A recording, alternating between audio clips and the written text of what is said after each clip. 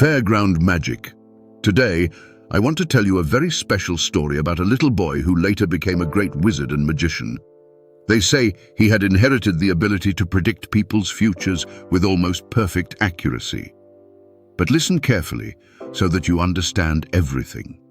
Many years ago, in a small town very close to a much larger city, there lived a little boy in the beautiful rolling hills of Yorkshire. The boy's name was Tim, and he was a very bright little fellow. Tim was a very special boy because he was interested in everything magical, everything to do with sorcery, conjuring, and all the things that we could not really explain. Twice a year, there was a fair in his town, once just before Easter and once after the harvest. Tim always looked forward to this fair with great excitement. All the tents, the stalls and market booths, the many people and animals, the wonderful smells of the most delicious specialities, the music, and the colorful hustle and bustle of the fairground really appealed to Tim. He would have gone to the fair very early if his father had let him. But his father was strict and always said, "Tim, you are not even 10 years old yet. With all the strangers in town, it is far too dangerous. After lunch today, I will have time to go to the fair with you, but until then, you will have to be patient. Hours, even if it is only 3 of them, can pass miserably slowly when you want to go to the fair." But finally, Sunday lunch was served, and Tim ate his plate empty with gusto. Without further prompting from his father, he disappeared into the bathroom, brushed his teeth, and combed his tousled hair.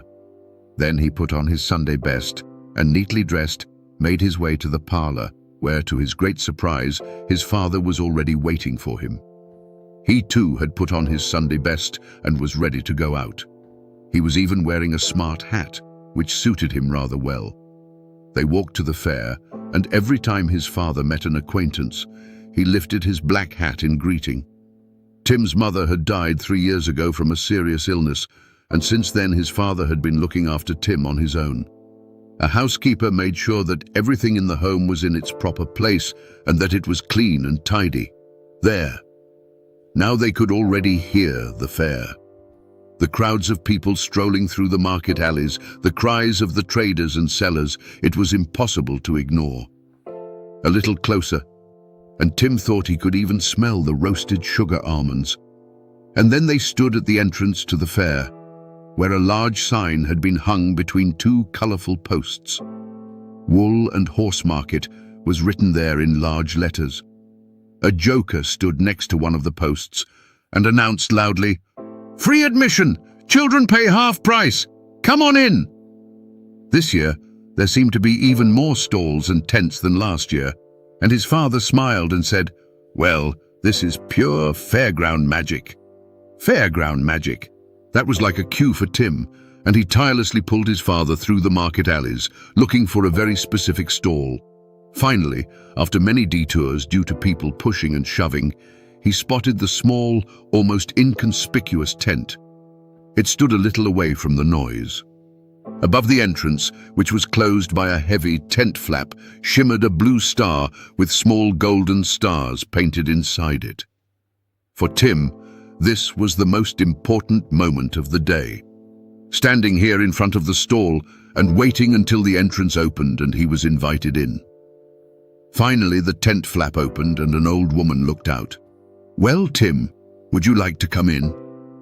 His father let go of his hand, sat down on a roughly built wooden bench outside, and waited. The inside of the booth was sparsely lit with candles. The old woman sat down at a table, and Tim sat opposite her.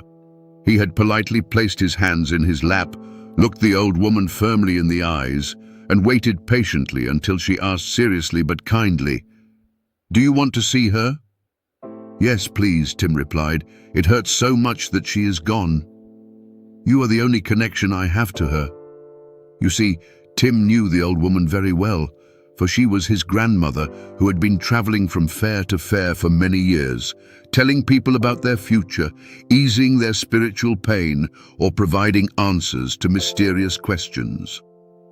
Long before Tim was born, his father had once visited this very booth because he wanted to look for a companion and did not quite know how to go about it. At that time, not only the old woman but also her daughter sat in the fortune teller's small tent, and so Tim's father met his mother for the very first time. Today, his father sat in front of the hut, thinking about that time and the years that followed, and his heart ached.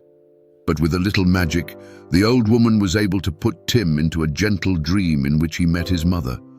He told her how much he missed her, how much he loved her, and hugged and kissed her. "Oh, Mum," he said in his dream, "Dad has been so sad since you left us." "Tell your father that he will soon be happy again," his mother replied.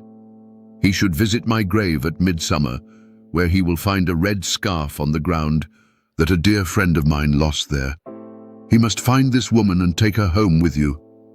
Tell him that I also love him dearly and will always protect you.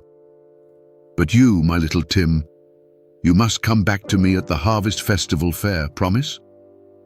Then Tim woke up, thanked his grandmother for the wonderful dream, hugged her warmly, and said goodbye. He slipped out of the dark booth and stood once more in the glaring sunlight of the fairground. There, his father was still sitting on the bench, talking to a local farmer. "Dad!"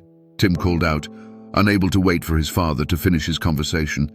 He had news from his mother, and his father would certainly be happy to hear about the things that were going to happen. "Well, Tim, what nonsense has Grandma put into your head today?" his father joked cheerfully.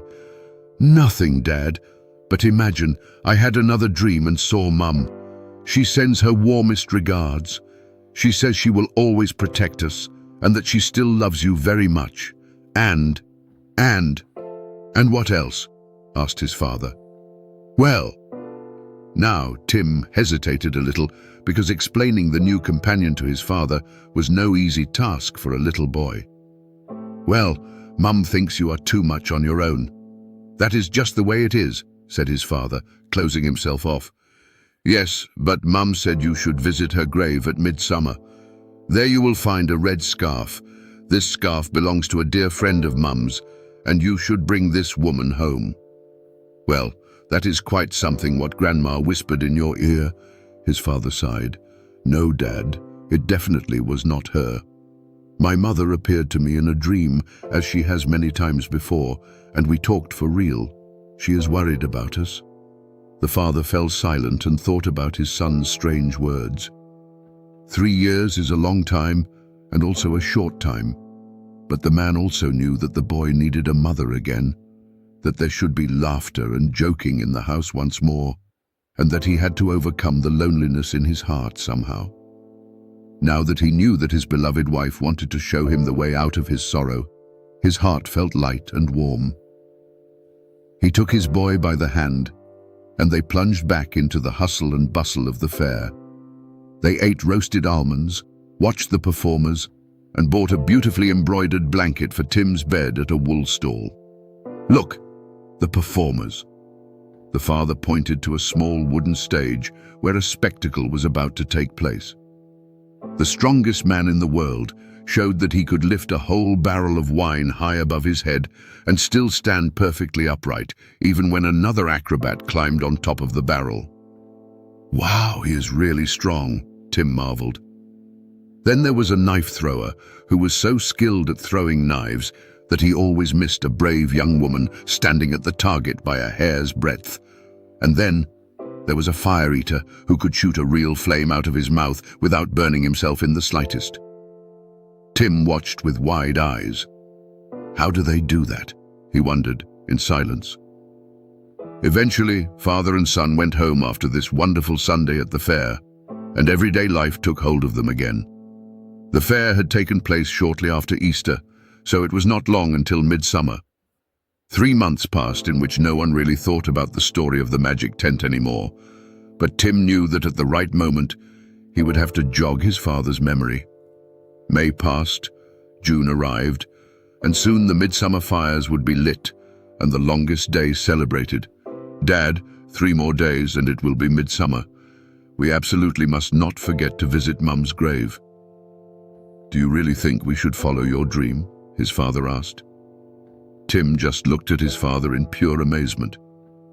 "All right," his father sighed. "If it makes you happy, the 2 of us will do exactly as your beloved mother asked." Then finally the 21st of June arrived. It was midsummer, a picture-perfect summer's day. After lunch, father and son made their way to the small graveyard garden behind the white church. The father held his son's hand, and they stood still for a moment in silent conversation with the beloved wife, the beloved mother.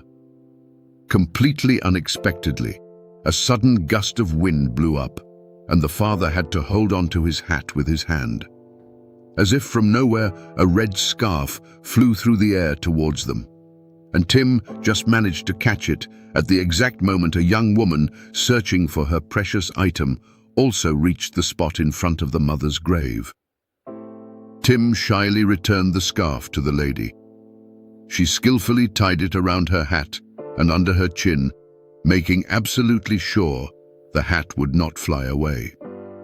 Only after tying the knot firmly did the lady take a closer look at where she was standing. "Thank you so much for saving my scarf," she said, and then she discovered the inscription on the gravestone that the father had erected last autumn. "This is exactly where I wanted to go. Rose was my childhood friend." Tim blurted out with a smile, "I know." Well, little man. And who are you?" "I am Tim. This is my father, Henry, and your friend was my mum. She has been resting here for 3 years now. I am so sorry. I only arrived from abroad today and desperately wanted to visit my old friend here." The gust of wind was only the beginning. The weather changed rapidly, and it was safe to assume that a summer storm would soon sweep across the land, followed by a heavy rain shower. The father had not said anything so far, but simply offered his hand politely to the lady. "I am Henry. How about a nice cup of coffee? It looks like the heavens are about to open, and my son and I would very much like to talk to you a little more about Rose, your childhood friend and my wife. But not standing out here in the rain. There is a cozy inn right across from the church where they serve good coffee and a decent piece of cake." "What a coincidence," she replied. "I just rented a room at that very inn because I do not know yet how long I will be staying in the area." The wind did indeed pick up and literally drove the three of them from the cemetery, running across the cobbled street to the inn.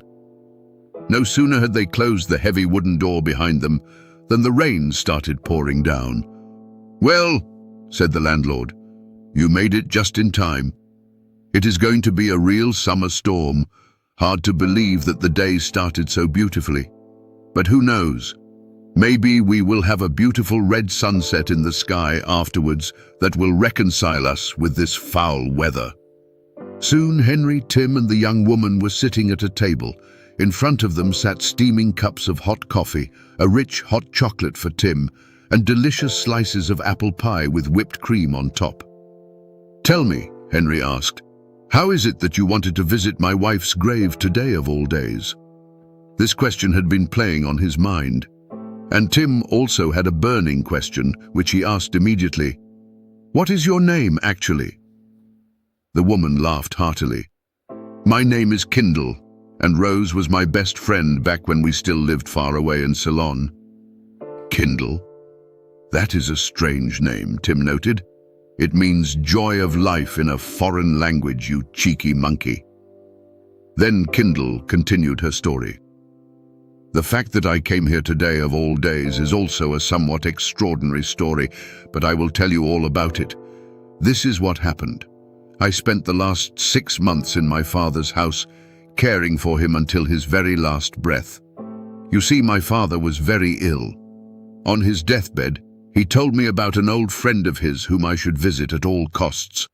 But that proved very difficult because my father could not give me her address. He only knew that she traveled from town to town with the big market fairs. But about 3 weeks after my father passed away, the spring market arrived in our town, and I actually met my father's old friend there. She was working as a fortune teller in a small stall at the fair. Tim and his father exchanged a knowing look. That sounded very familiar, did it not? "Please, go on," Henry urged her. "Well, I went up to the old woman," Kindle continued, "and gave her warm greetings from my late father, Of course, I also explained that he had asked me to look her up. "Come and sit down with me, child, and let me look at you," she said to me.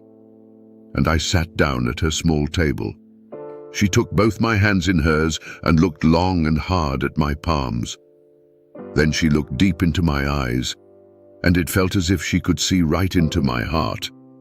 "Yes, that is exactly what she is like. That is Grandma," Tim exclaimed, unable to contain himself. "Your grandmother?" Kindle asked in surprise.